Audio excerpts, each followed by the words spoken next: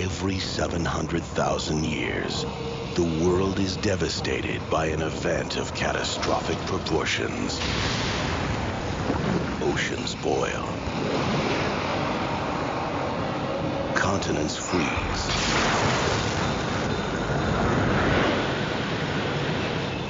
Poles shift.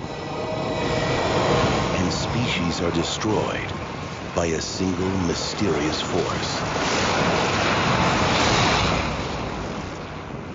As of today, we are 100,000 years overdue.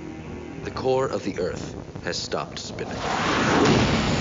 The spinning core protects us from cosmic radiation. Without it, radiation will create superstorms. Microwaves will literally cook our planet. After that, it gets bad. So, how do we fix it? We can't. What if we could? We're here about your legendary ship. What would it take to get it in 3 months? $15 billion. You take a check? Can't wait to go to the center of the Earth, detonate 1,000 megatons of nuclear weapons, and we outrun the biggest nuclear shockwave in history. We're going in. This is molten iron at 9,000 degrees Fahrenheit, 2,000 miles down, 1,000 miles thick. Millions of pounds of pressure. We've got a breach! 10 seconds. Go to full throttle. New way!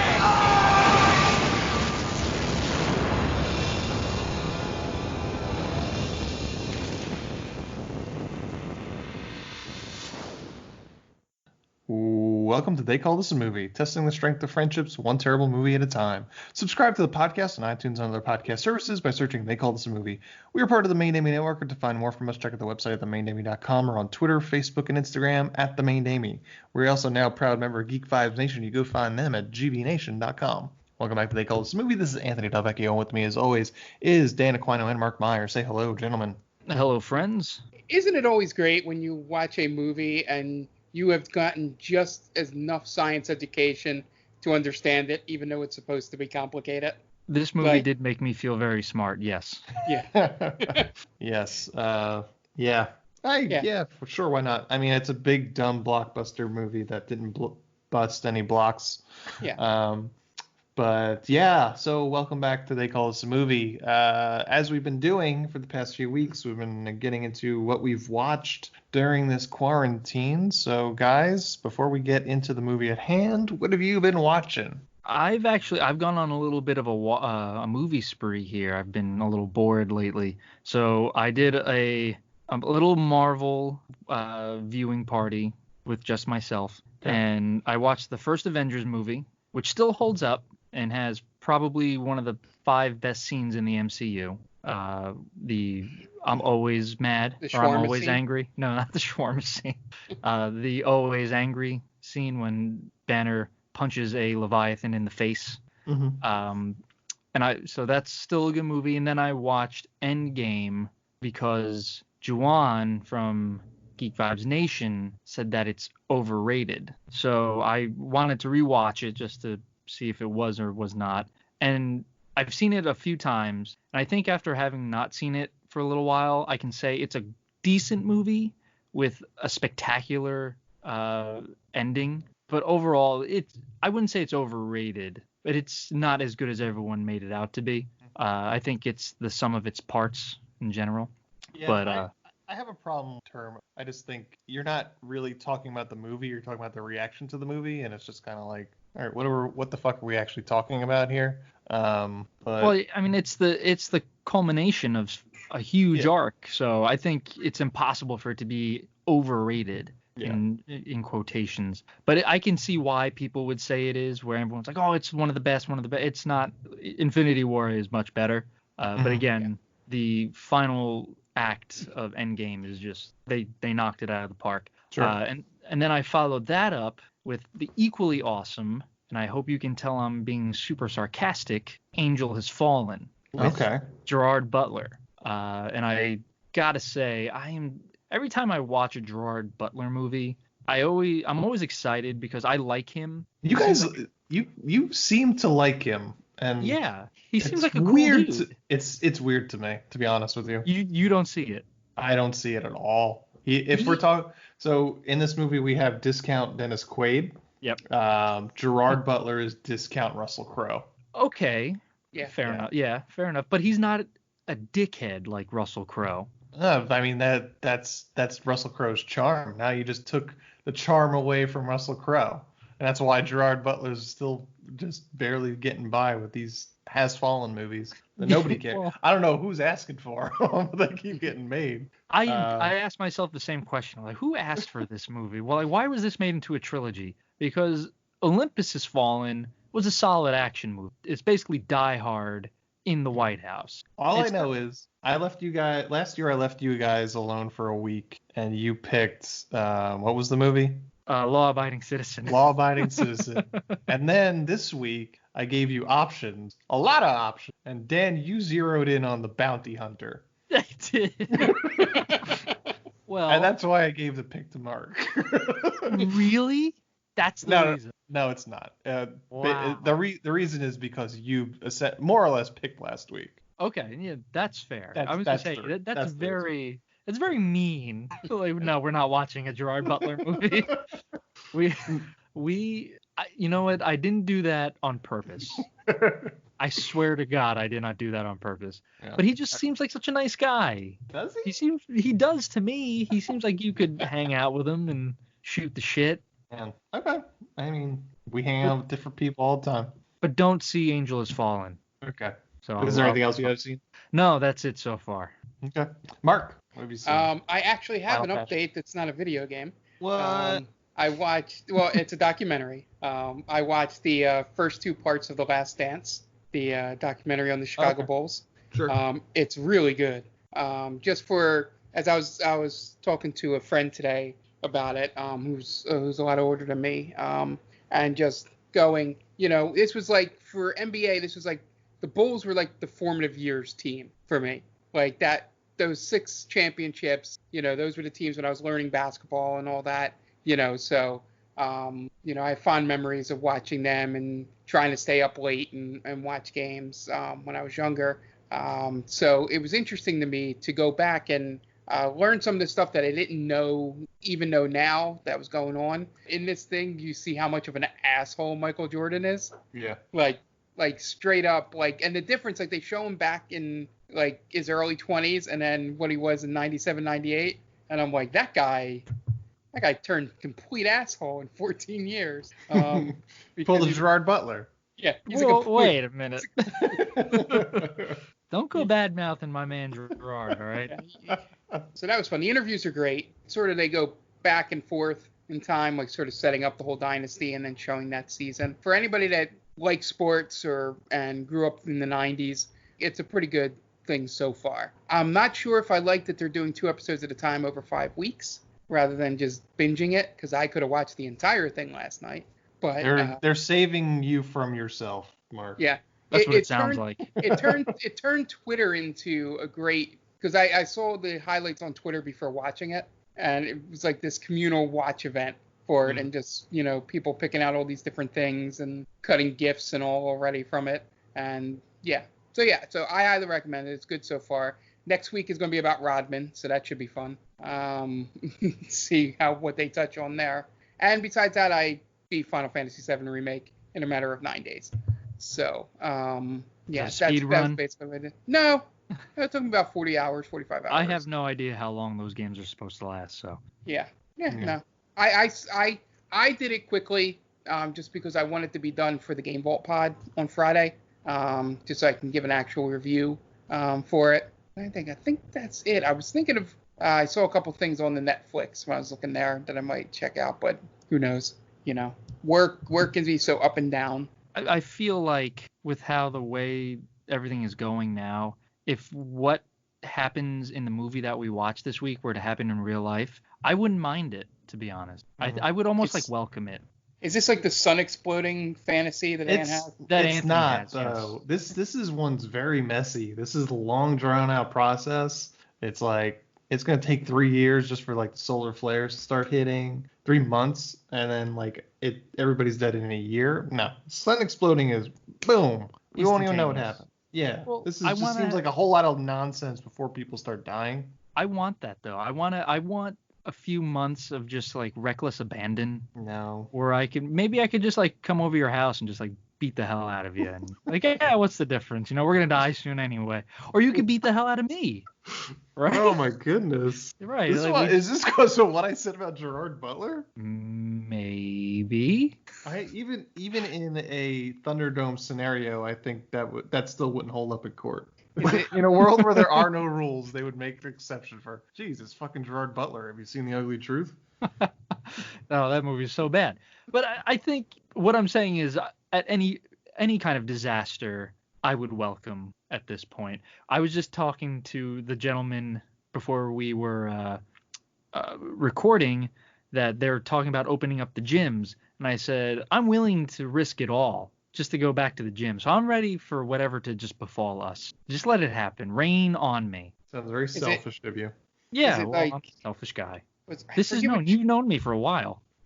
I'm gonna feel bad if it's the comedian I think, but there's a joke where like the best part about if the apocalypse comes, that would be the best part about going to purgatory, hell, or heaven, or wherever you go, is they ask you how you died, and you just say I died in a motherfucking apocalypse. Patton Oswalt said That's that. Patton Oswalt. Okay. Yeah. For some reason I thought it was Louis C.K.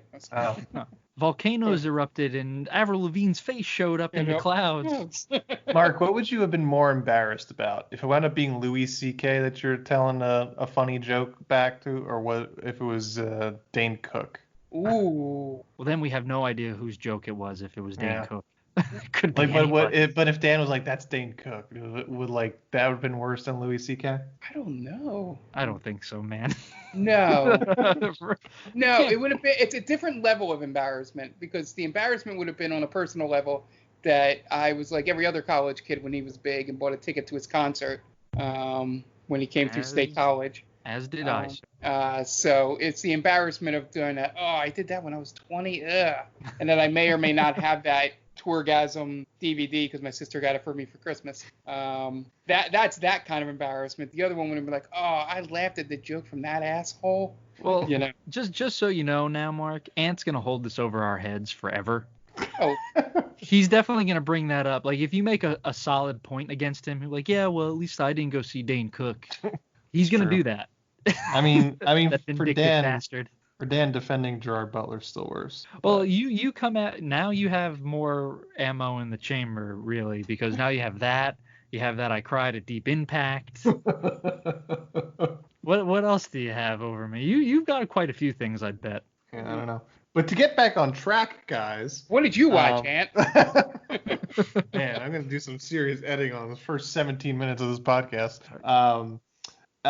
So I finished in a matter of about 3 weeks. I've burned through the entire series of Community, so I'm done that. We started watching Waco. It was the short series about David Koresh. It was on Netflix. Interesting stuff. Movies, not really a whole lot of movies this week. Watched Friday the 13th Part 3 for Quarantine Days of Horror. Also we watched a couple of animated movies with the wife, Despicable Me and Frozen 2. And I watched for the first time ever Blue Velvet today. I've heard good things about that movie. Yeah, it's not my favorite David Lynch. It's okay. It's good. Not my favorite. Okay, cool. We'll give it a watch. I was going to ask if that was the David Lynch one or the one I confused it with, which is Blue Valentine. Yeah, not Blue Valentine. No. Not the Ryan Gosling one. No. And that's about it. Yeah, so done. Community was my background show. I just put it on in the background. But I never saw like the last season, so I watched through the last season. Last episode's good. The season as a whole is not great. That was the one that wound up on Yahoo. But it was a nice ending. Kind of fit the rest of the series. There's talks of them making a movie now. They said that it's actually pretty close. Interesting. Yeah, was I it think 6 seasons in a movie? That was their like call to arms, their rallying cry. I wonder if the Russo brothers will direct. I know they directed just about every episode in the best seasons. Yeah, so the first I want to say 3 seasons are pretty phenomenal. Yeah. The first season's really good. It takes a few episodes to get going, but you have a lot of classics in there. Yeah, so I believe the first 3 seasons were showrun by Dan Harmon, and then he was kind of kicked out for the 4th season. I think he came back for the 5th. I can't remember. But by the 5th, I think the 5th is when Donald Chevy Glover Chase leaves. is gone. Chevy Glover Chase, is gone. Donald Glover, and then Shirley leaves in the 6th season. So there is definitely even when Dan Harmon comes back, it's kind of a drop off because talent like Donald Glover and Chevy Chase leave. But yeah, that's our roundup of what we've been watching. Now, to get into the meat of the episode this week, as mentioned earlier, I'm going to try and do something different-ish. We usually come to an agreement on what movie we're going to be watching, but I'm going to kind of give it to, we're going to do a little bit of like a round robin sort of thing. So each week, one of us will pick a movie. And because more or less Dan kind of narrowed down last week's pick to a handful of movies, and we decided from there, I kind of said that was his pick. So we decided to go with Mark, because Mark is always just, yeah, whatever you guys want to do, or he's the last person to answer a text chain. So he loses by default. I let him choose this week. And this week, he decided on 2002? Let me see. It's either 2 or 3. 2003's The Core, the disaster movie that's 5 years behind Armageddon. So guys, where are you coming from with The Core? I had never seen this movie. I thought we were actually watching that, the one when they do go to the sun. What is that? Sunshine. Sunshine. Yeah, I thought that's what this was with Cillian Murphy, I think, is in that.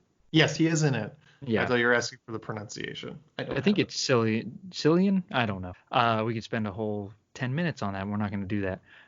So I was a little disappointed when it was the exact opposite. No, it's reverse, yeah. Yeah, and then I was even more upset when I found out that DJ Qualls is in this. And he's not in it for very long, but for every minute he's in it, I think you age a lifetime, or that's how it feels. It's like when Inception, when they go to that one planet, everybody else ages 20 years. Interstellar, yeah. Interstellar, yeah, sorry. Every minute is like 3 years or something like that, or like 10 years. It's essentially that. That's what DJ Qualls is. He's that planet in Interstellar. But I wasn't bored with it. It's an interesting movie for reasons we'll get into, but I think it was a pretty good choice by Mark. Yeah. So from my perspective, I only chose it. I hadn't seen it before, but I had heard from people that had seen it that it had ridiculous science in it, and Stanley Tucci was in it. Those are really the only things I knew going in when I saw it pop up on the list. And I'm like, I'll watch a movie with Stanley Tucci, and if they're going to do crazy science stuff like Armageddon or Deep Impact or any of those movies, Dante's Peak or whatever the hell was coming out in that 5-year window, it'll be fun. We can rip it apart. It'll be very stupid. But the thing with this is that it was an okay movie. I guess it's because it's the one thing I always mention when we do these podcasts is when, unless the script's absolutely awful, when you have competent actors in it, it's at least watchable. You're not dreading your time there. But there's a lot of things we're going to pick apart as we go through, but it wasn't as ridiculous as I thought it was going to be going in. So slightly disappointed in that, but it wasn't a waste of my time. So it won there. Sure. Yeah, I've never seen this before. I don't know how many of these early 2000s disaster movies between this, Day After Tomorrow, and I don't know, is Knowing one too? 2012. All these movies I've never seen. I don't really have much of an interest. I think I grew out of them after Armageddon, Independence Day, Armageddon, Deep Impact, Volcano, Dante's Peak. They all kind of hit in the 90s, and it's just all right, well, they figured out a formula and whatever. I didn't hate it. I had to watch this twice. It was a slog to get through a second time. I put it off until 3:30 today, and I was just all right, well, now I'm behind. Because it's 2 hours and 10 minutes, which was, we usually watch movies that are an hour and 40 maximum, so it was a little bit more than what we're used to. Yeah. That I didn't know going in. Yeah, I think that was the biggest problem it had going in. Yeah, it probably comes in 20 minutes shorter than Armageddon still, though. I haven't seen Armageddon in forever. Yeah, I feel like Armageddon is like a 2.5 hour ordeal. But anyway, this is basically Armageddon. It's Armageddon if they put the rocket in reverse. Because otherwise it's the exact same thing. It's fine. Stanley Tucci. It's perfect that we're watching Stanley Tucci movie this week because now the internet is thirsting over him. And he plays Stanley Tucci in this movie, based on his stay-at-home videos. That almost got kind of raunchy, and based on his home videos.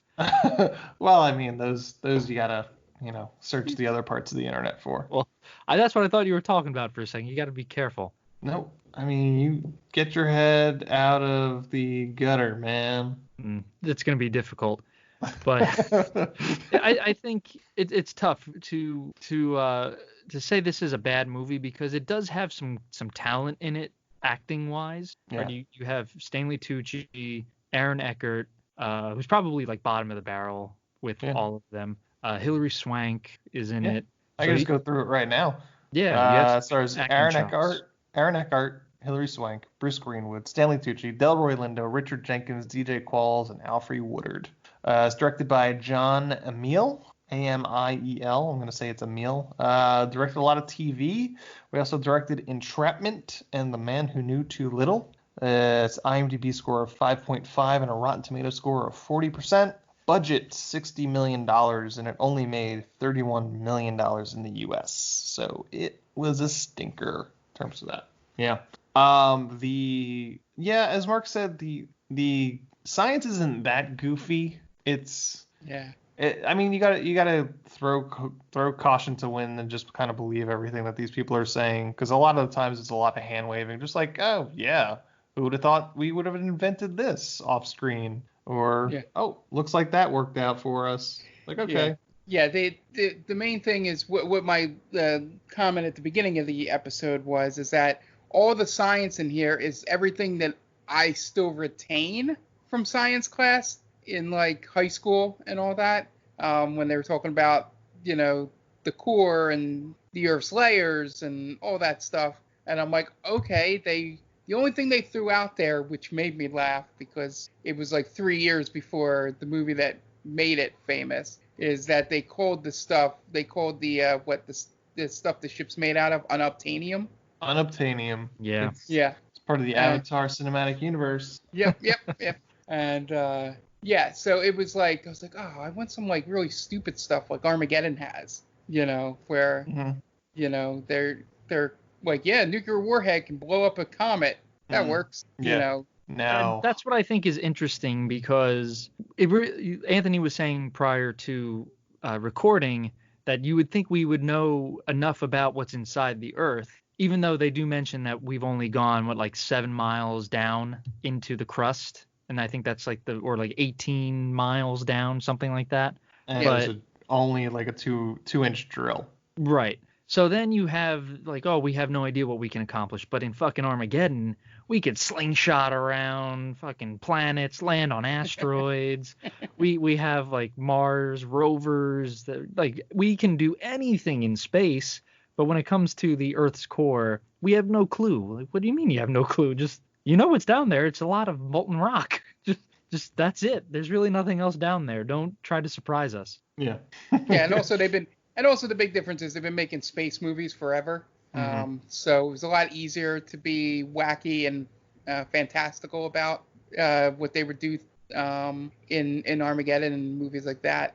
But this movie, just a sense that it was the only cool parts were seeing how they dealt with getting to each layer and make it look different without literally having any visual knowledge of what they look like. They should have had more Morlocks, though. We were missing the Morlocks. Chuds. Yeah. They should have had some chuds down there. Yeah.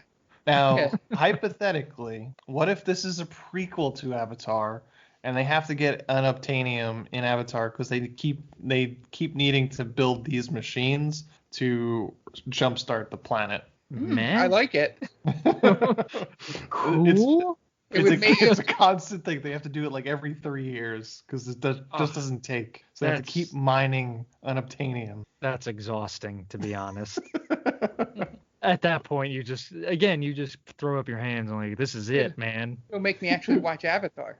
That movie. Now that's a movie that's overrated in my opinion. But anyway, if you told me, if you kind of got all the world's leaders together and said every 3 years we have to do this, let's hold a vote, you would have to vote nay. So this is it. It's like dialysis for the Earth. It's like, I gotta go get some dialysis.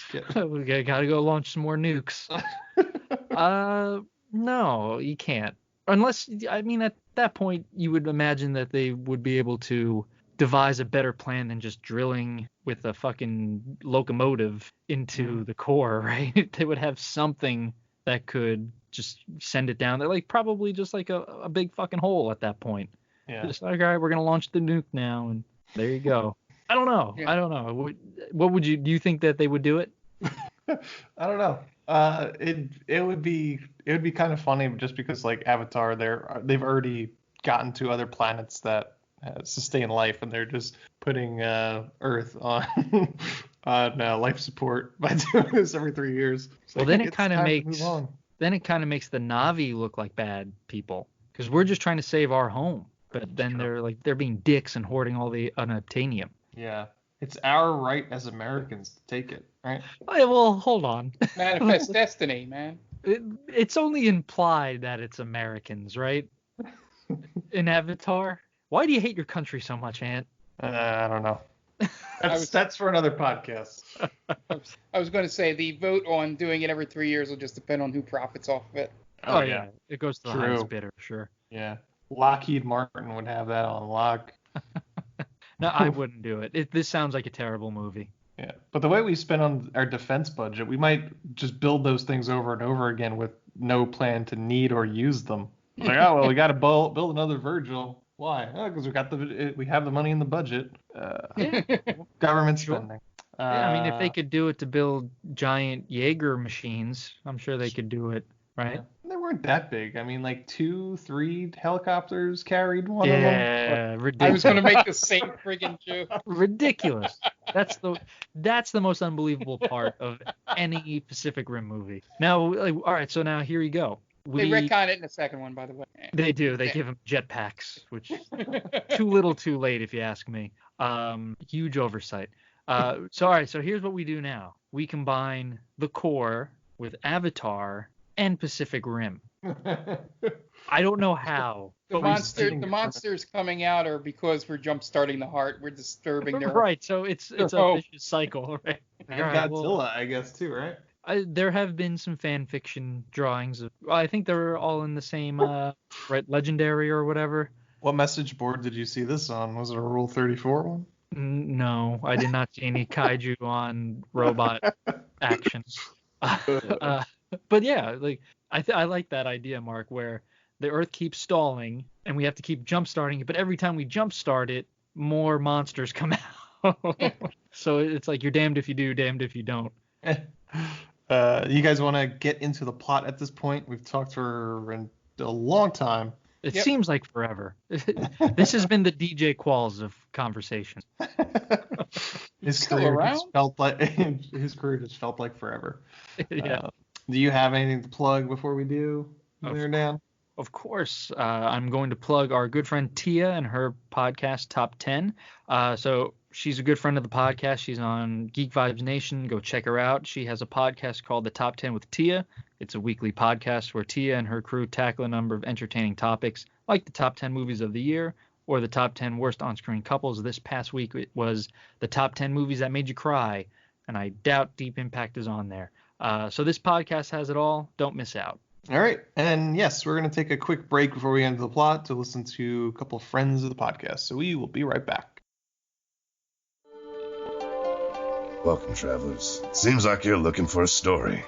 Well, I got one for you. It involves adventure, friendship, and all sorts of... Earl, why don't you tell him about that time I stole that big-ass melon? Yeah, I was going for more... Or you could tell him about the time I kicked her ass, Earl. I wouldn't ever tell him. Do I need to get my ref gear on? Okay, everyone, shut up. Now come with me as I tell you a story from afar. Hey everybody, my name's David. I'm the DM for From Afar Podcast. From Afar Podcast is all about four friends separated by distance, but brought together by adventure. Hope you all stop by and give us a listen. Thanks.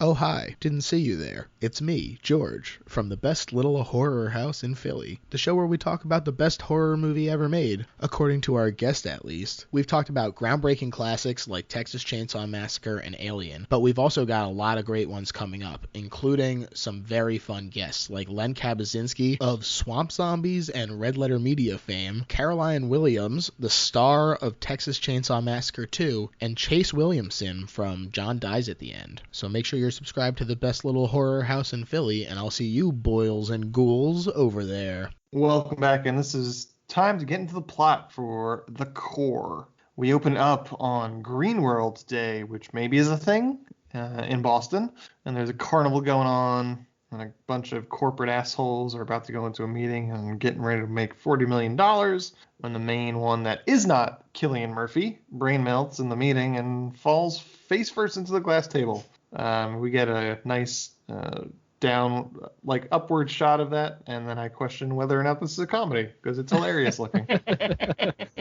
Yeah, I didn't know what was going on there. I thought maybe he just kind of like passed out from excitement. Yeah, but no. Then outside, everyone is freaking out. Cars are crashing. People are dying. Clowns fall face down on the ground. And again, is this a comedy?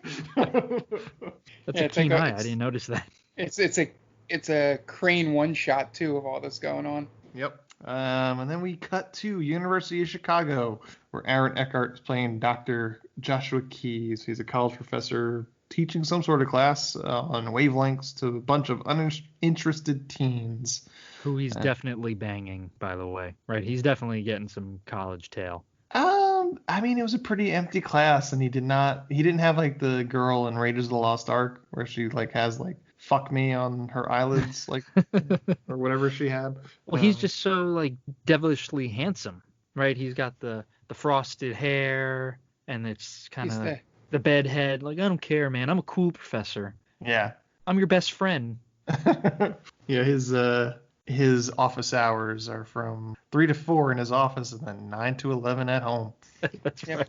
And there's a reason he only teaches freshmen. Yeah. Jeez. They're so impressive. Then a couple of suits interrupt the class and tell them they need to come with them. He's like, well, where are we going? And they're like, we can't tell you that because we don't know because you have a higher security clearance than us. In the entire country, there's like nobody that's not teaching a freshman class that can do this job better than him. Well, I think they never talk about it. I think they like hand wave it like they do a lot of things later, where he says he built something and the government bought it, or he sold it to the government. So yeah, they do. They use one of his inventions for the ship, I guess. Yeah. To call the ship. And by the way, I may have been maybe the only one of the three of us that got really excited when that one FBI agent walked up, or Secret Service agent, because it was the guy Dawson's from Creek. No, it's Aaron Pierce from 24. The guy that was there for I guess almost all 8 of the seasons. He was sort of like, Jack's right hand, like sort of on like the B team. Like if they had to send people out to do stuff, he would be the one. Or he was in the White House or something. You're definitely right that you were probably the most excited because I had no clue who that guy was. Yeah, if it ain't Chloe, I don't know who you're talking about on 24. Then they cut to Washington, D.C., and Josh Keyes meets up with a guy he knows named Serge, and then they both meet General Purcell in a room full of dead bodies. And Purcell's asking them what would have killed a bunch of people in a small radius at the same time, and Josh says that they all have pacemakers, and an EMP pulse could have had an effect, but likely not an act of terrorism. And then Purcell's like, all right, good enough for me. Peace out, bitches. I like how even the way they figured this out is sort of like how, not like non-doctors would figure it out. It's like, well, you do this kind of science, I do this kind of science, and they think it's a weapon, so it must be the pacemakers. Mm-hmm. That was the depth of his explanation. Yeah. And the general is played by Richard Jenkins, right? Yep. And it's crazy because he's always a solid actor, right? Mm-hmm. But he was nominated for Best Supporting Actor twice, I think. For this wasn't movie? I'm sorry. No, yeah, for this movie. Yeah. he really knocks it out of the park in The Core. Yeah, it's weird because whenever I see him, he's always he's a very good character actor. Yeah. And then I found out, I was doing a little research, he was nominated for 2 Oscars for Shape of Water and The Visitor, I think. Yes. It was actually this movie and Step Brothers, right? I believe. Yeah. Yeah. Mm-hmm. That's very true. He was a tour de force in Step Brothers. Yeah. Robbed, I say. So they cut to a scene in London where a bunch of pigeons freak out and cause havoc, running straight through windows and cause a bunch of accidents. Back at the lab, Keyes takes a bunch of grad students to tasks them to do some mapping of strange animal behavior in electromagnetic fields of Earth. And then in space, we get Bob Iverson and Rebecca. I don't remember what her last name was. The one timestamp for this is what he shouts out about a T1 modem. Which, it's like, you can use the T1 modem you usually use for Sailor Moon to look up some of this research. Yep. I thought what was going to timestamp this was the horrendous CGI of the space shuttle. Oh, yeah, that's pretty bad. Yeah. So in space, Bob Iverson and Rebecca are astronauts on Endeavour, sending back to Earth. As they descend, Iverson realizes that they are off course, so they panic and they have to try to figure out a way to land. They're right over Los Angeles, so they wind up doing an emergency crash landing in the LA River after they pass Chavez Ravine, complete with Sean Green cameo. And Mike Hampton, who was the pitcher. That looked like stock footage. Looked like archival of Mike Hampton, but Sean Green showed up to set one day. Yeah, for sure. That's a pretty good pull right there. Sean Green, baby. It's a $100 million man. Nearly crashes into a bunch of workers doing some cleanup work. Then Josh meets up with Dr. Zimski, played by Stanley Tucci.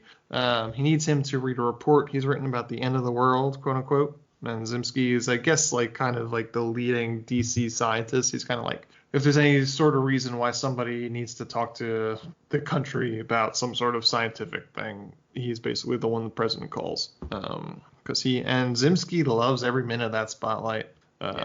Just like Stanley Tucci. I was gonna say that seems like a very Stanley Tucci kind of character. Yeah. Right? Everything he ever plays is just loves the limelight. Mm-hmm. Yeah, he just chews that scenery like he always does. Don't you know who I am? I really wish movies would stop casting Stanley Tucci as characters with hair, though. It's so creepy. Yeah. He doesn't need hair. He has the perfect head. Just let him rock the bald look, man. You could be a scientist and be bald. Most of them are usually, right? I mean, it sounds like a stereotype, but sure. Yeah, hell yeah. That's what this movie should be. It's all stereotype. Yeah. Stanley Tucci is one of those actors that kind of he'll do a prestige movie and then immediately go to something shitty like The Core. He did a pretty bad Netflix movie. It was like a horror movie. I can't remember what it's called, but it came out a few years ago and it was real bad. So yeah, Stanley Tucci could run the gamut of amazing work and then just I need a paycheck. Yeah. Is he like Nicolas Cage with restraint? With some standards. He's more like Ben Kingsley. That's Ben Kingsley will be do a prestige Shakespeare movie and then jump into a Uwe Boll video Blood game Rain. movie. Yeah, exactly. So just looking back at Stanley Tucci at this time, 1999, he did A Midsummer Night's Dream, so that's Shakespeare. And then he does Sidewalks of New York, a romance movie. Then America's Sweethearts, a romantic comedy. Then Big Trouble was that Tim Allen movie that got pushed into 2002 because there was a scene with a bomb on an airplane right after 9/11. And then he does Road to Perdition. And then he immediately does Made in Manhattan, and then The Core. And then the Life and Death of Peter Sellers, where he plays Stanley Kubrick, and then he plays The Terminal. So to be fair, I think Made in Manhattan was the #1 movie at the time when it came out, because I think Jennifer Lopez is the only person to have a #1 album and a #1 movie at the same time. I mean, you're bringing together Jennifer Lopez and Ray Fiennes. Why wouldn't that be the #1 movie in the country? I'm just so I don't know if it's fair to say that's a terrible, you know what I mean? It's probably not a great movie. I've never seen it, but Also But has it's not- Natasha. Yeah, it's not a prestige movie. That's very true. Yes. I would have guessed. If you had paid me money, asked me to bet money, I would have guessed Matthew McConaughey was in that movie. But That he is in another. he's Jennifer the wedding Lopez planner. movie. That's Yes. the wedding planner. Yeah.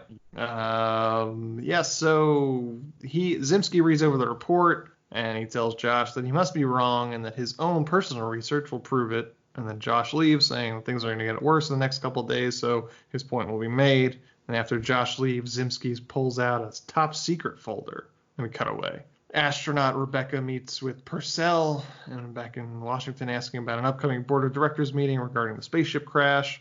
He tells her that her career is more or less over at this point because they crashed a spaceship, so no one really comes back from that. Talk to Chauncey Sullenberger though. So the my one thing with this scene is I don't know if they obviously when they wrote this they just did it because they wanted the opposite thing to happen when it does occur later when she actually goes to that review. Is the only reason they put this in here. But what would they rather have that shuttle crashed into Dodger Stadium? You know, would that have been? Well, I think at that point the Dodgers were pretty awful, so they might have wanted that. I think the point is that she was the one in charge of navigation, and they were taken off course. Okay. That's the point, I think. Is that up EMP? Up until that point, there was no evidence of the EMP, or it wasn't knowledge of the EMP, so it just looks like giant fuck up. Mm-hmm. Yeah. But you're right, Mark. It's basically it's foreshadowing. Yeah. One would say. Yeah, they do that a lot in this. For sure. Yeah, they're very subtle, as most disaster movies tend to be. Yeah. So then Josh and Serge hang out in a bar drinking. Then the suits show up again and bring them into an important chief of staff meeting. And at the meeting, Josh tells the chiefs of staff that the Earth's core has stopped spinning, causing the EM field protecting the Earth to begin to fail. This protects us from solar winds. And then in order to illustrate that, Josh does one of the most unnecessary experiments I've ever seen, where he just takes a can of air freshener, lights an apple on fire, as if chiefs of staff don't understand what would happen. Well, I was thinking, thank God it was a fully catered chief of staff meeting. Yeah, that apple was there. Yeah. Thank God there was a peach as well, so they could cut that in half and explain how the Earth works. Yeah. Right. Yeah, and they all look befuddled when Aaron Eckhart is explaining the Earth to these people. Like, yeah, it's like the outer part is, that's where we are. Then you have the mantle, and then this big pit is the core. No way. Unbelievable. That's underneath us right now. It was this meeting where he began with the line. They were like, all right, so tell us. And he's like, well, everyone's going to die in a year. Yep. Yeah. Like, yeah. Whoa. Strong. Yeah. I wish he would have played a little more drunk. Right. Yeah. He sobers up. Quick. Yeah. Also, throughout this movie, I don't know if it was maybe just me, but I have a really hard time just believing anything Aaron Eckhart says. Because you saw Thank You for Smoking? Is it because he's a Two-Face? Yeah, no, well, sure, but both of those things. He does not look the part, right? He just kind of looks like a regular. He just looks like a hunky guy, really. Like I don't trust hunky guys with fate of the world like that. That's not true. I can't say that because I trust The Rock and he's pretty. But would you trust Gerard Butler? No, I would not. I would trust him to defend me from invading armies. Okay. He's very good at that, but not at science. And I don't trust Aaron Eckhart at science. Okay. I mean, The Rock could just flex at something and it would do what he wanted. Yeah, that's very true. Be like, asteroid, you're not going to hit Earth. Boom. Sorry. All of a sudden the asteroid's veered off course. Right. It's gonna miss us by 5,000 miles. I would watch that movie where The Rock like schmoozes with an incoming asteroid. Well, it's Rock versus a Rock. Yeah. There you go. Who's gonna win? Yeah. I can see the poster right now. I can see the poster right now. The Rock versus a Rock. And him getting ready to punch a rock. Well, I'm thinking maybe how they do the Marvel posters where you have the asteroid coming in and then the Rock's face just above it looking into the distance, just like his big fucking head just looking into the distance. Yeah. And then everyone else is just kind of scattered around. You know, like we'll say that, you know, Zendaya's in it. That's his daughter. Sure. And she's down there looking very worried. Actually, a good choice. We'll put Richard Jenkins in there. Right? Yeah. Richard Jenkins could be the general again. Yeah. He did it so well this time. Who's the comic relief? Stanley Tucci. I was gonna say Josh Gad. I was thinking Josh Gad. Yeah, Josh Gad would be good. He would be good. But he has a much smaller profile on the poster. Basically I would say 2/3 of the poster are just The Rock's head. Yeah. That big melon of his. I like it. Yeah. Let's make this happen. What do you call it? Well, I thought it was Rock versus Rock. I think that's just the tagline. Okay. I don't know. That's, I got to think about it. Okay. I would say Meteor Man, but that's been taken. So then the chiefs of staff basically asks, "Hey, Josh, what's the plan?" And he's like, "There's no plan. There's no way we're going to be able to get down there. It's too far, too hot, too much pressure." And then Stanley Tucci's like, "But what if all the things you just said was completely incorrect?" Then everything I said would make no difference then, right? Pretty much. Right. So just forget what I said. Yeah. So smash cut to Salt Flats, where Zimski brings Purcell and Josh and Serge to meet Dr. Brazelton, who Zimski apparently stole Brazelton's research. Brazelton played by Delroy Lindo. Brazelton's been busy building an enormous pulse drill that works similar to a kidney stone gun or pulse, whatever. I don't know what you call it, kidney stone thing. Ultrasonic something. Yeah. Machine, let's say, would work. And it's powered by unobtainium. Thank you, Avatar. I like how he says he'll need months and months of development just to build it. And then they're like, well, we need it now. And he's like, all right, then just give me billions and billions of dollars instead.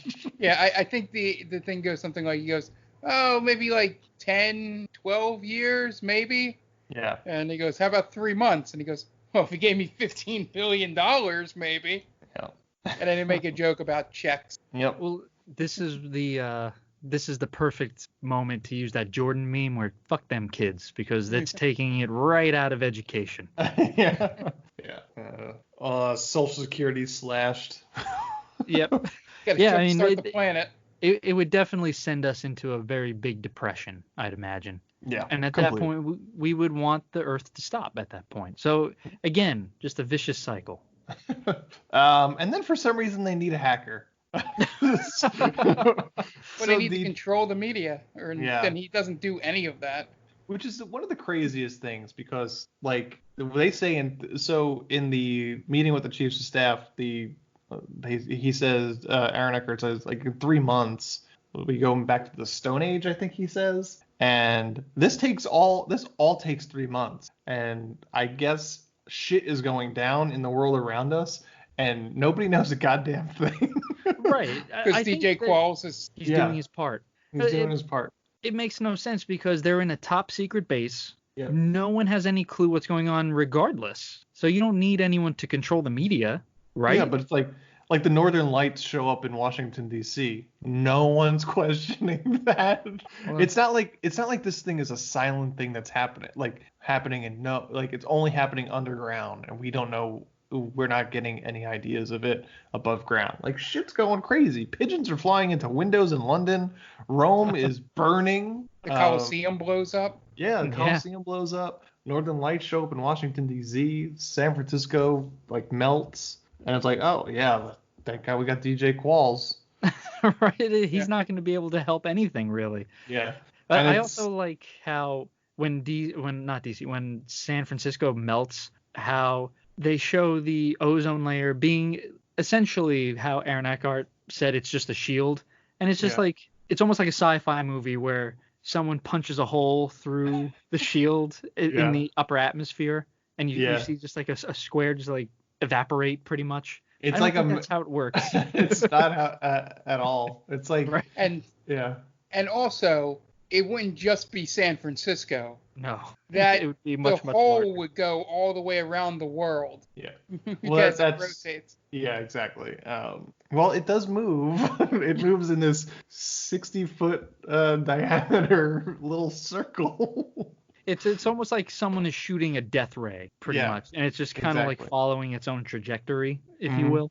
But no, as Mark said, it would go much further than San Francisco. We'd probably lose the West Coast. Minimally. No, it would have went horizontally, so it would have went across the United States. So that whole thing where they go, I know we're jumping ahead, but who cares? But that whole thing where they need certain amount of power for some device later. Well, theoretically, this is the one science thing that was really terrible. That sun ray would have went all the way across America and took out all those power relays at that point. I'm sure everything else just holds up. Yeah. One would assume. Yeah. I also like this kind of like the era of Hollywood where they still don't quite understand what hackers do. Yeah. Well, they always eat junk food, right? Oh, and they're always. Oh, go ahead, Mark. We skipped over the best part with DJ Qualls when he takes the cell phone out, takes the tinfoil part of gum, throws it into something, makes some noise on it, and goes, "Here, you have free long distance." Yeah, because that's how it works. What if it didn't work and like Aaron Eckhart just thinks like, "Oh man, I got free long distance forever. I can call anybody. I call my friends," and he gets a bill. It's like $1,200. Well, that's probably more along the lines of what hackers really do, to be honest. They just troll the shit out of you. Just trolling you. These assholes don't know what I do. The funny part is there's probably a portion of our audience that has no idea that you used to have to pay separately for long distance, which makes me kind of sad. That's a good point. Yeah, DJ Qualls is useless in this movie. Yeah, essentially. Yeah. I mean, just like in life. Well, I don't want to go that far. I'm sure he's a swell guy with a great personality, but acting wise, that holds true, I think. It's when he does that part with the cell phone with the gum wrapper at the end when he says, "Yeah, now you have free long distance calling forever." I wish they would have just like freeze framed and said hacking at the very bottom. Hacker man. Right. So Rebecca has her trial, and it goes well. She isn't getting fired. She's getting reassigned to Save the World project. And then there's a briefing. Josh is leading the meeting, but can't tie a tie because he's the cool, hip professor. He's never worn a tie before. Told you. And they gotta, and also, and Dan, I'm going to say that word again. They have to have the meet cute moment for him and Hillary Swank's character because that's 3 weeks in a row does now. Her tie. Yeah. It's a meet cute, but at the same time, they never develop their romantic relationship. No. They don't really need to, because it's just a movie where people are in like a giant tin can for 90 minutes. But it's weird that they even introduce it. Yeah. They are in a giant tin can that's shaped like a phallus. Oh, a giant vibrator. I have that in my notes. There you go. It's just one giant vibrator. That's how they're going to jumpstart the by fucking it by hard penetration. I don't think the Earth wanted it. Does that just make the inner core of the Earth's clitoris? I think that's the diamonds, right? The diamonds shaped almost like it. I guess it depends on where they're positioned. Right. I don't know. If they're at the top, then yes. Listen, I don't know my way around women, okay? So don't ask me. Yeah, I mean, the whole entrance into the crust is pretty phallic. It's pretty sexual. Well, that's I guess the movie's way of saying mankind is fucking Mother Nature. I guess so. Wow. I don't think that's what Super it is. found. I just made that up. There you go. We're the disease. Hashtag. Right. That's right.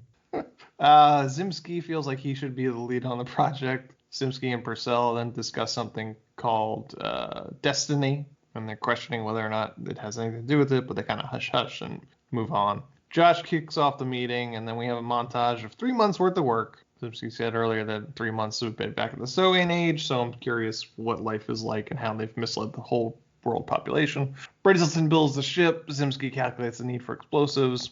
And this is where Captain Iverson asks a very important question that gets completely ignored and comes up later about what if you're wrong about the weight of the core? What if you need more? What if you need less? And Zimsky's just like, go on. You just figure out piloting in the ship, flyboy, basically.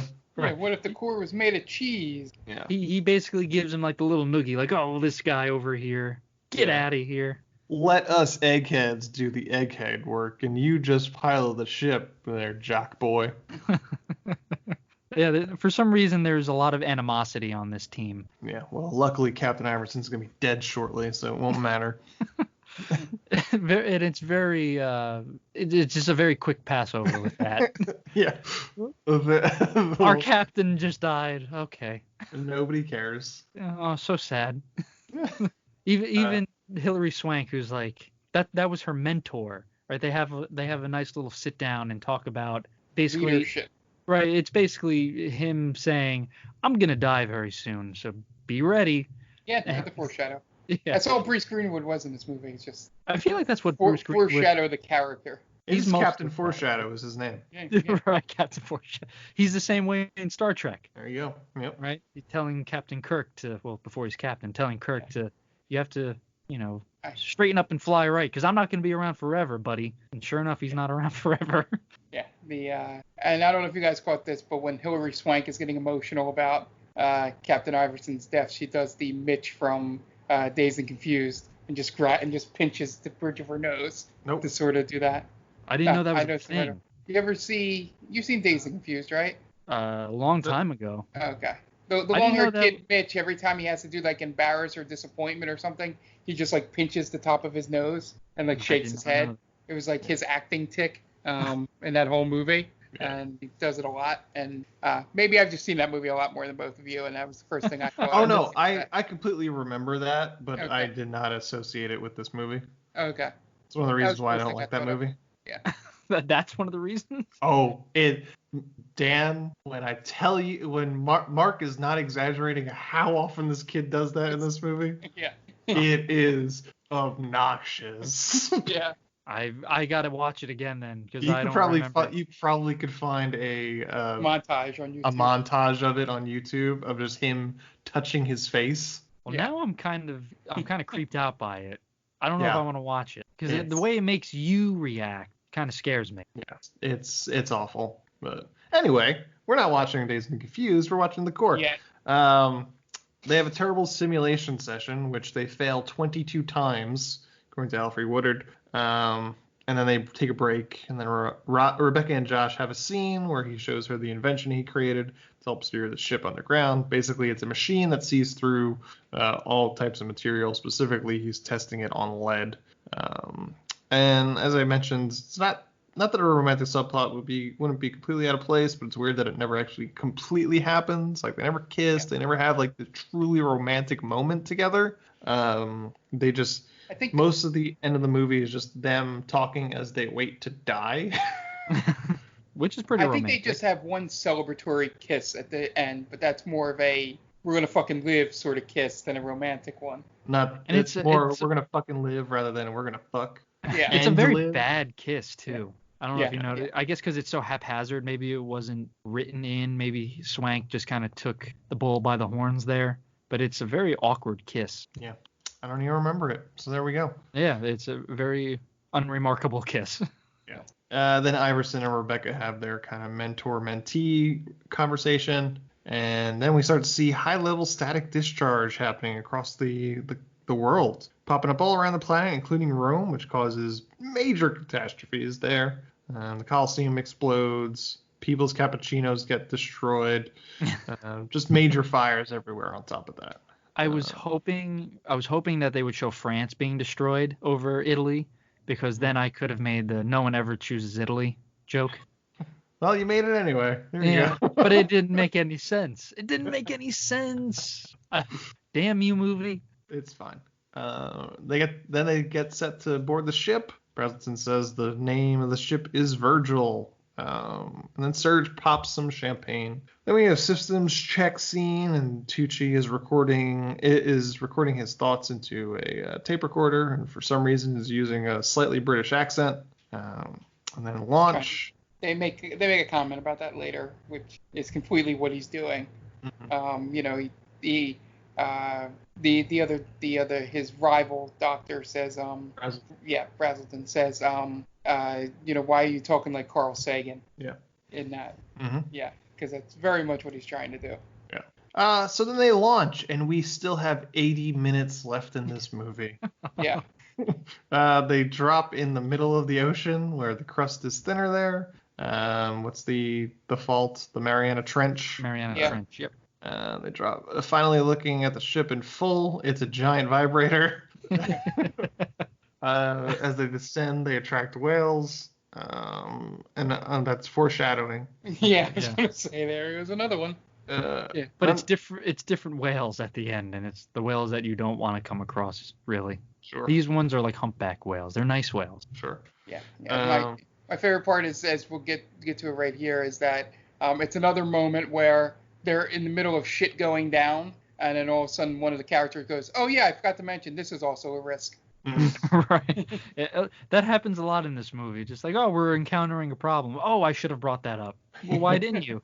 I totally forgot. We only had 3 months. What? Yeah. The starting at the trench is while it's thinner there, it's causing a lot of seismic activity, which is a problem. Basically. So an underwater earthquake occurs. They wind up going faster than expected with some cross currents that cause some problems. They still manage to breach the crust, and so begins the descent into a more nebulous, porous mantle than I learned about in science class. And the constellations are apparently underneath us. Yeah, as I say in my notes, this movie may as well take place in outer space. I would love to see a disaster movie where the first group that goes in just gets completely annihilated. Like, all right, like we weren't accounting for these cross streams, and they just smash into the side of the earth. They don't get the lasers all in time. Right, and for some reason the cross streams just knock out the lasers and just smash right into the earth. And Team 2. Yeah, like, all right, so we think we figured it out. So we're not going to launch there. But everyone that invented the project has died. So. Right. So this is best guess scenario now. Best of luck. So then they're going through the crust and then the mantle, and they literally hit a pocket of empty space, and then wind up in an enormous underground geode, and then get stuck and need to go outside. Yeah, which again was another moment where they went, what is that? What is that static on the screen? Oh, it's blank space. I never made it account for that. And then Dr. Brazington goes, I didn't teach it how to fly. It's, again, like, I get that we haven't really gone very far down, but I would assume our brightest minds have figured out that there isn't just a vacuum inside the Earth, really. It's just a lot of hot shit, basically. So I assumed, and maybe my science classes aren't great, I assume the mantle is basically solid rock. Am I wrong? No, the mantle is where all the lava and liquid magma comes from. Is that true? Sediment or something like that? I have no idea. Yeah. I don't claim to be a smart guy. Yeah. The only part of this movie that we haven't ever seen on Earth, from my knowledge, is this when they get into the core. So we've seen everything else. Well, no, I'm saying the mantle, I'm pretty sure is lava, so we've seen lava. And all the crust stuff, obviously, obviously they take some liberties the deeper they go, but the only thing that hasn't been actually seen on Earth is the stuff that's in the core. Okay. I've looked up the Earth's mantle on Wikipedia, everybody. So I'm going to get to the bottom of this. The Earth's mantle is a layer of silicate rock between the crust and outer core. It makes up most of the Earth's mass, and it is predominantly solid, but in geological time, which I don't know what that means, it behaves as a viscous fluid. Partial melting of the mantle at mid-ocean ridges produces oceanic crust, and partial melting of the mantle at subduction zones produces continental crust. So it is, for all intents and purposes, solid. That's what it seems. Yes. Except when it's liquid, apparently. Right. I have no idea. It acts sort of liquidy. Yeah. You know what's cool, though? We could have been on this team. Because we know as much as they do. Look, from reading this, I'm pretty sure my teaching was not wrong. Yeah, and also it proves another point that they didn't mention, and it as the reason why he picked an ocean entry. because supposed to be softer. that's where the mantle would be softer. Yeah.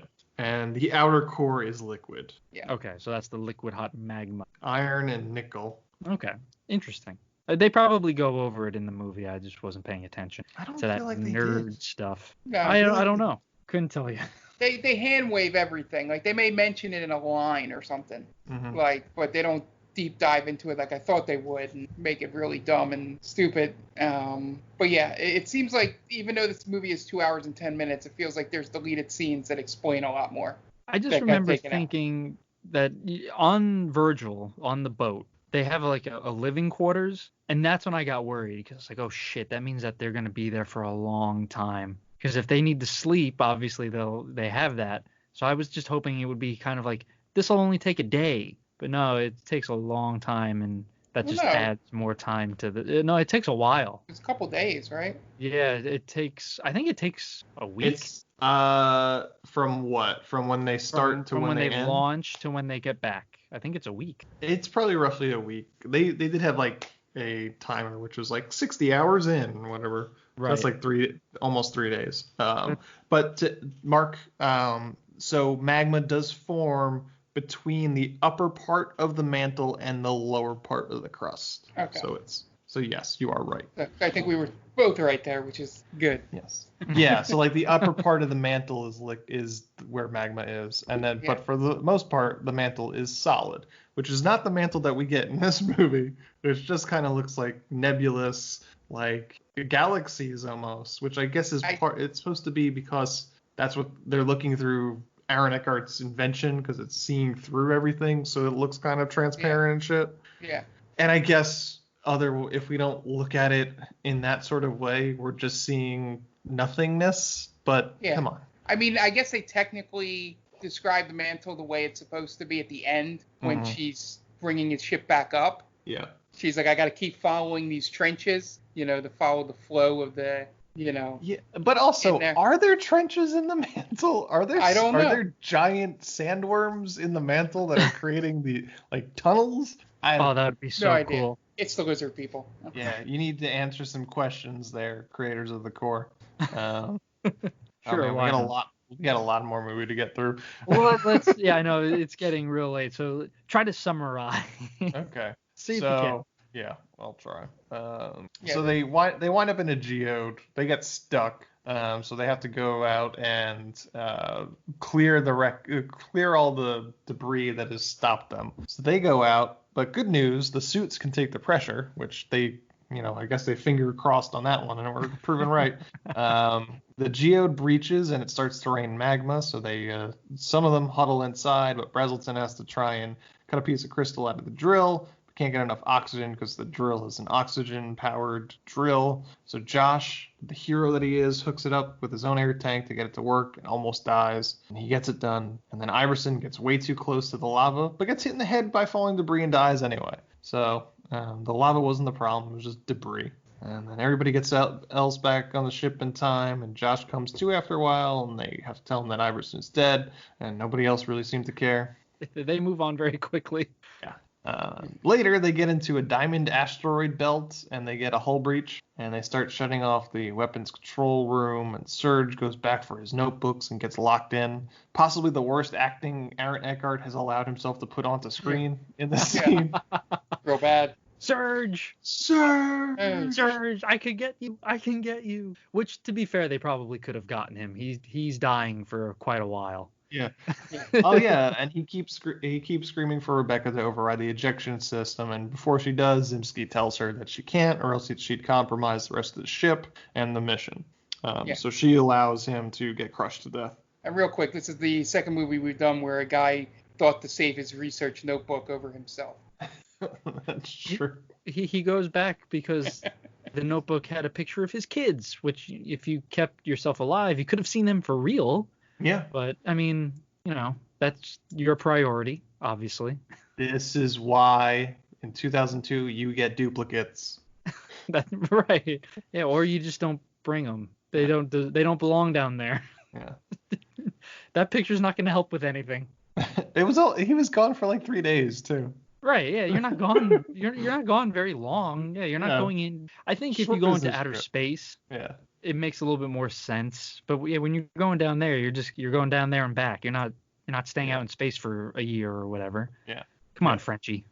Priorities, man. So then Josh screams at Rebecca to continue Aaron Eckhart's terrible acting. I was 2 inches away from me. I could have saved him. He is a good yeller, but yeah, it's very, very much overacting. Yeah. And then they eventually reach the outer core.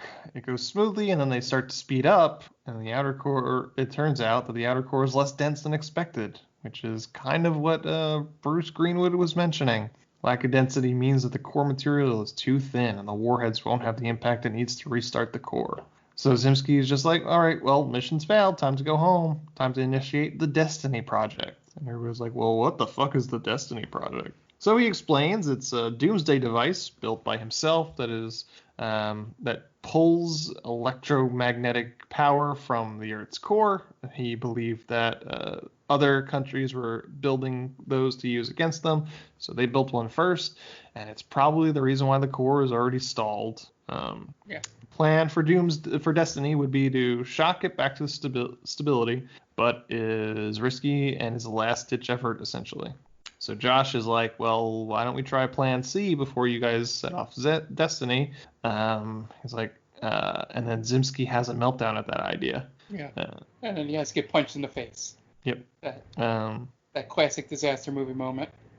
Yeah.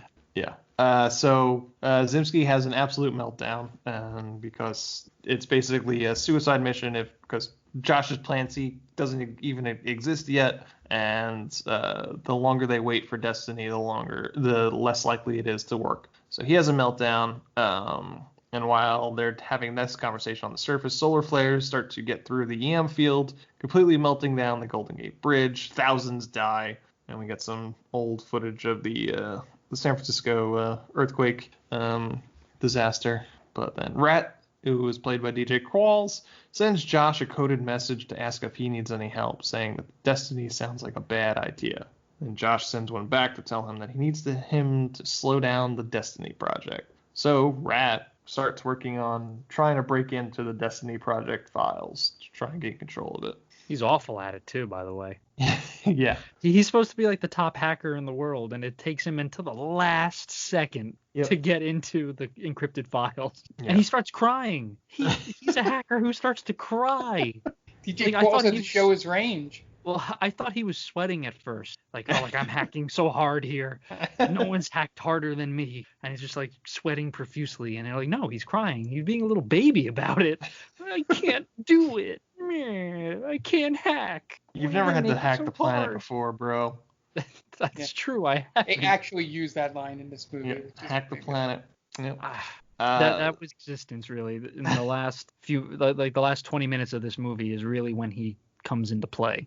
Yeah. DJ Qualls. Mm-hmm. So Josh and Brazelton work on getting enough power to use the nukes, and Zimsky tells them it's not going to work, but then he gets an epiphany as they talk. His plan is to drop the nukes at certain intervals rather than all at once.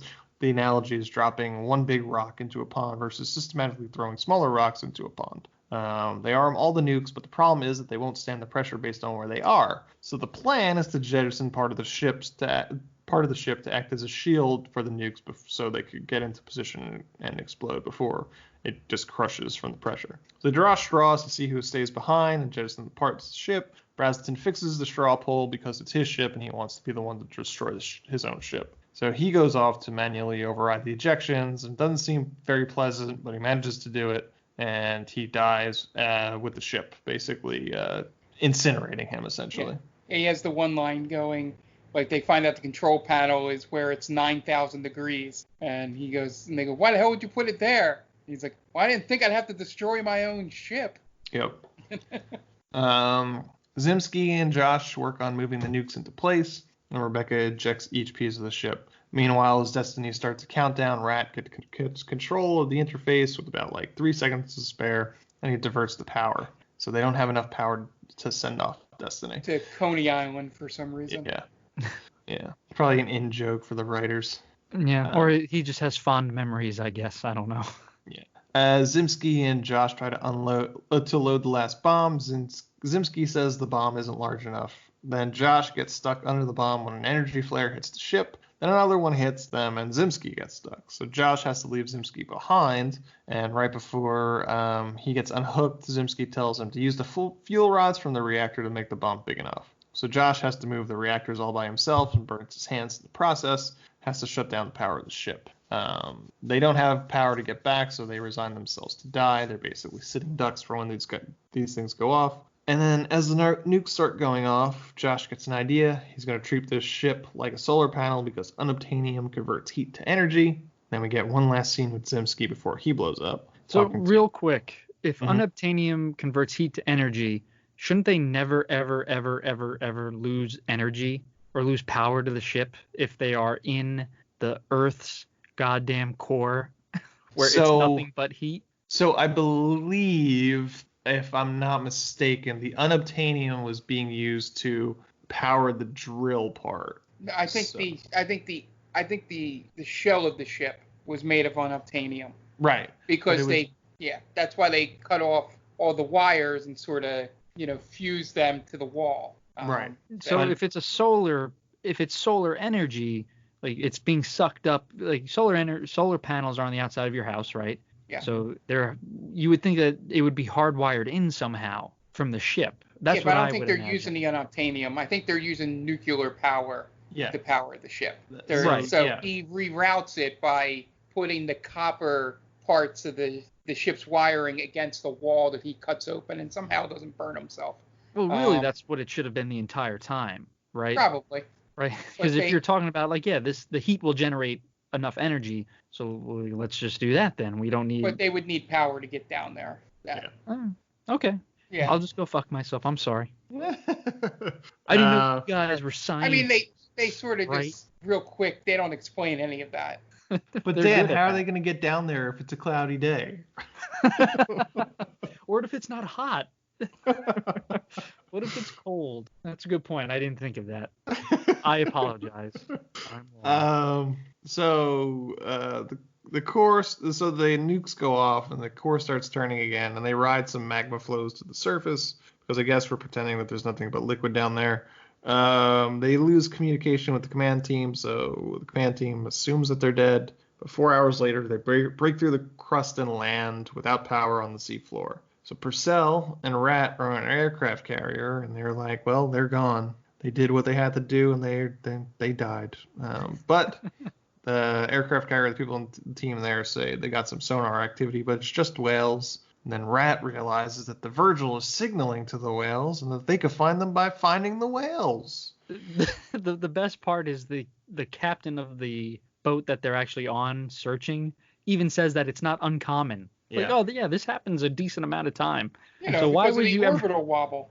Right. But so it would have made way more sense if the captain had said, this is very unnatural for the whales to be doing this. This is a movie where it's creating science as it goes along. They made it more difficult for us to understand it. They could have just been like, wow, they must be signaling to the whales are here because they're signaling to them, rather than just saying, nope, happens all the time, and then just Dita calls like, no, wait, it's the whales after all. It's like, based off of what? Fake out. What a fake out. But it's like, if I'm the captain or the general, I'm like, based off what? The captain just said that this is not unnatural occurrences from whales. Yeah. They do this a lot, apparently. Like, no, I'm telling you, it's the whales. How? Tell me why. Why should I waste any more manpower on this?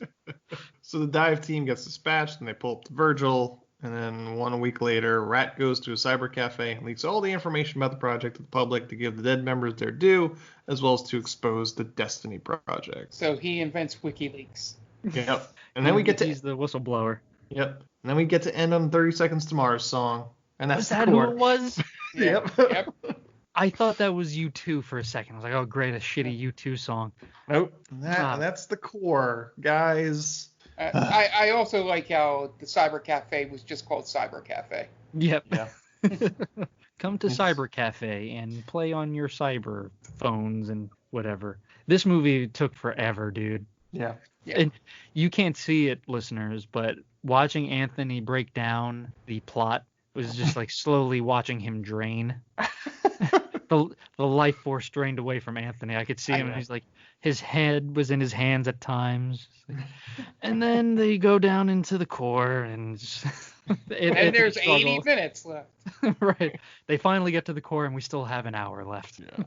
I still can't believe that this movie is 20 minutes shorter than Armageddon. I didn't realize Armageddon was 2.5 hours. I feel like it is. It is. Armageddon flows so much better. It has Liv Tyler in it. Yeah, that's true, and she's sexy, but that doesn't make it better necessarily. It just, there's more action. It's just better paced in Armageddon. And in this, it's just like something goes wrong, science explains it. Something else goes wrong. Well, we need to science it again. It's like, oh shit, come on, just hit something with a hammer and move on.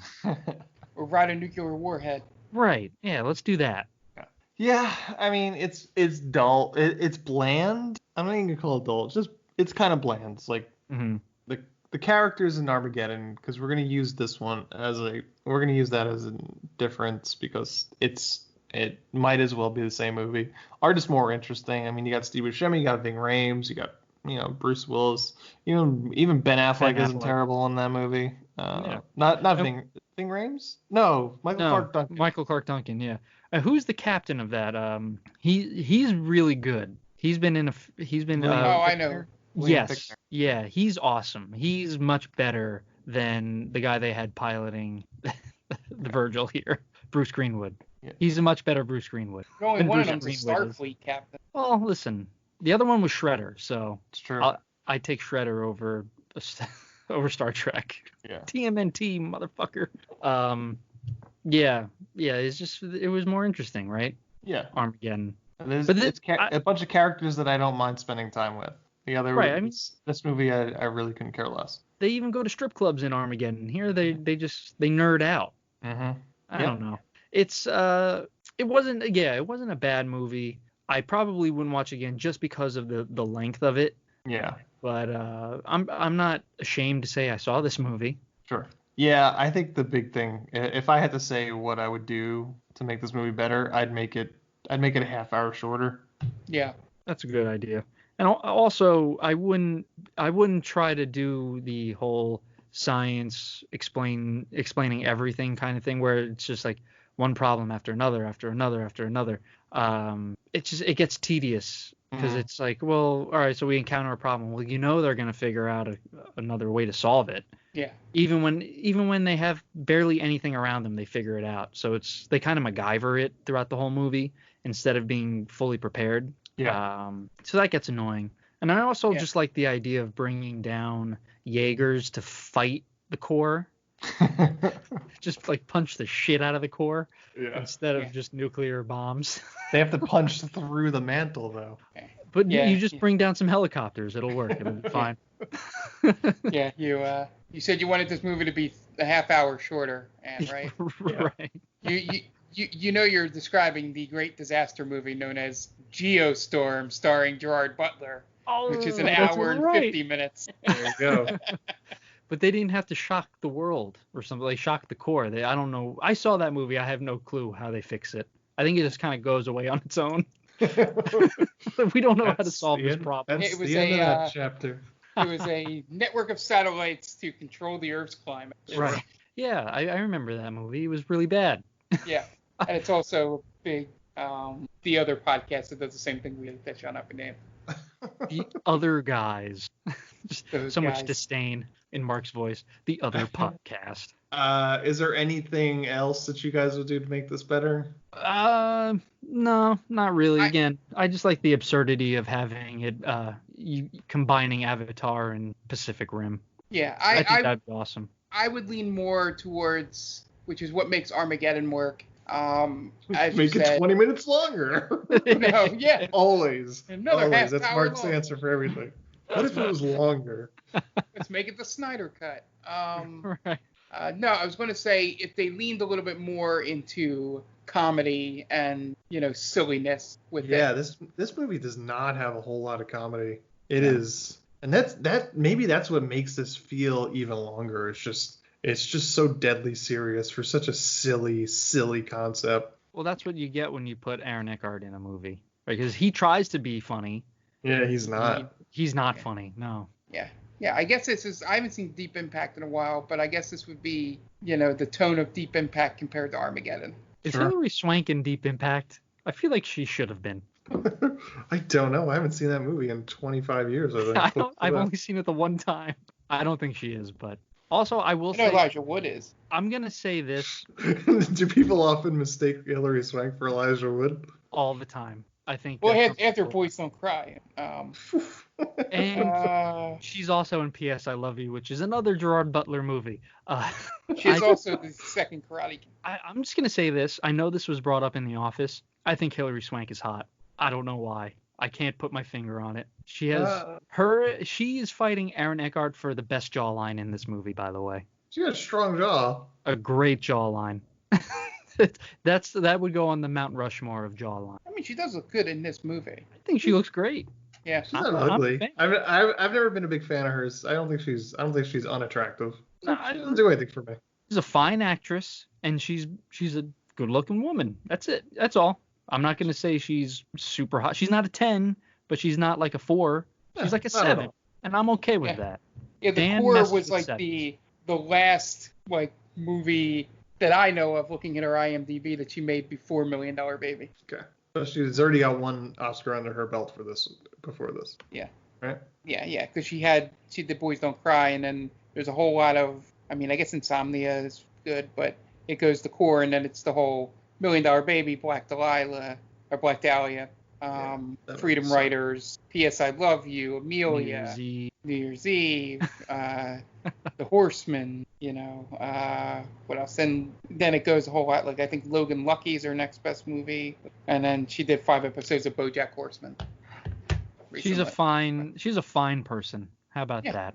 I have no problems with her. Yeah. No. You were gonna say something? No, I was just gonna say it's just a shame that this movie wasn't more fun, and I thought it was going in. Yeah. You guys want to plug your shit? Make it quick. Sure, real quick. Twitter at Diaquino122. That's my personal Twitter. Stranger Damie is our Real Play D&D podcast. You can follow us on Twitter and Instagram with @StrangerDamies. Yep, and then our podcast, Wednesday, is Stranger Damie's. Last episode just aired. It's the last episode of the first at-home quarantine session that we did. And then we have Game Vault Pod will be going up this Monday. And then we have streams during the week. They'll be a little inconsistent coming up just because of computer issues. But we're hoping to have one out on Thursday. Don't know why my computer crashed last Thursday. It hadn't done that in 3 weeks playing Zelda. So I have no idea why it did this time. I think it was because I used the Batman sprite to kind of, for Dan in that game. Thank you, Mark. Which is pretty funny when you go to the map. Instead of Link's head, it's the Batman symbol, which is a pretty good touch. And then we'll do then Saturday we have the Fright Fest or Scare Stream, whichever one Saturday is. And then Sundays, again, keep an eye on Twitter at Game Vault Pod for any updates on if those are delayed or postponed or anything like that. And the Twitch is twitch.tv/The Game Vault Podcast, because as we joke every week, we couldn't get the same name across every social media. So we're also on Instagram as well. I believe that is Game Vault Podcast without the V in front of it. So yeah, just check us out all there. And if you want to follow my stupid bullshit, I'm at Off the Mark Tweet. Okay. And this is They Called This Movie. You can find us at theycalledthismovie.podbean.com. You can find us on all podcast streaming apps. Just look for They Called This Movie. We should pop right up. We are themaindamie.com, and we are on all social media channels at The Main Damie. So that's Twitter, Facebook, Instagram. Just search The Main Damie, and we will pop right up. We're also a proud member of Geek Vibes Nation. You can find them at gvnation.com and all podcast streaming apps. Just look for Geek Vibes Nation. We'll pop up there along with a bunch of other great shows. If you've got a interest in geek stuff, I'm sure there's a podcast on that channel for you.